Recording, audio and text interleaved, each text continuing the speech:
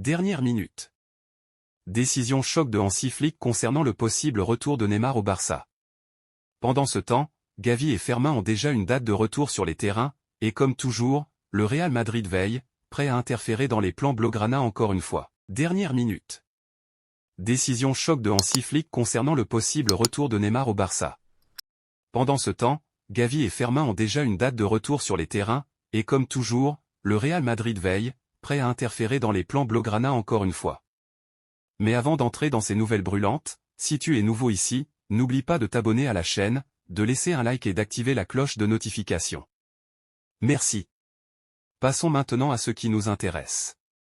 Le retour du FC Barcelone au Spotify quand nous pourrait être plus long que prévu. Bien que la direction soit optimiste et évoque décembre de cette année ou janvier 2025 comme possible date de réouverture, Antonio Escudero, vice-président de l'Air Social, a adopté une approche plus prudente.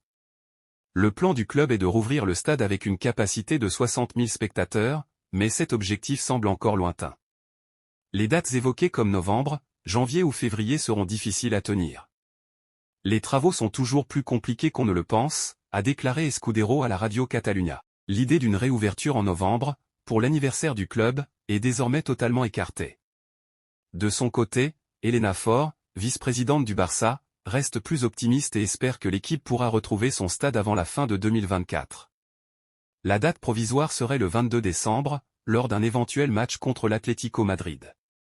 Nous travaillons pour que le stade soit prêt avant Noël, mais tout dépend des autorisations et de la logistique, a-t-elle récemment affirmé. Par ailleurs, Joan Santel, directeur de l'SP Barça, a admis que le club envisage de prolonger son contrat avec Montjuïc jusqu'en mars 2025.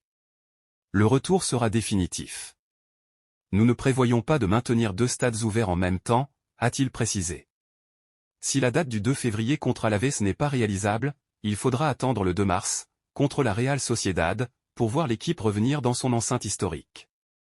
Malgré ces retards, le Barça continue de dominer la Liga, étant seul en tête avec 24 points sur 27 possibles. Un exploit notable, surtout quand on sait que c'est la première saison de Hansi Flick à la tête de l'équipe, et que le club a dû faire face à une longue liste de blessés. Mais la grande nouvelle, c'est que Gavi et Fermin seront de retour contre Séville, prêts à renforcer l'équipe après s'être remis de leurs blessures. Les médecins du club prévoient également que Dani Olmo sera bientôt apte, offrant à Flick plus d'options pour faire tourner l'effectif. Un autre joueur dont le retour se fait attendre est Ronald Araujo. Blessé lors de la Copa América avec l'Uruguay, il pourrait être prêt pour le match contre le Celta le 23 novembre, ou pour celui de la Ligue des Champions quelques jours plus tard. Araujo, qui a reçu le feu vert pour reprendre progressivement l'entraînement après la trêve internationale, veut toutefois éviter de se précipiter. Sur le marché des transferts, le Real Madrid semble prêt à perturber à nouveau les plans du Barça, cette fois-ci en essayant de signer Jonathan Tah, défenseur central du Bayer Leverkusen. L'intérêt du Real Madrid pour Tah n'est pas surprenant, surtout avec David Alaba encore en convalescence après sa grave blessure au genou. L'été dernier, le Barça avait tenté de recruter Tah, mais le Leverkusen avait préféré le garder.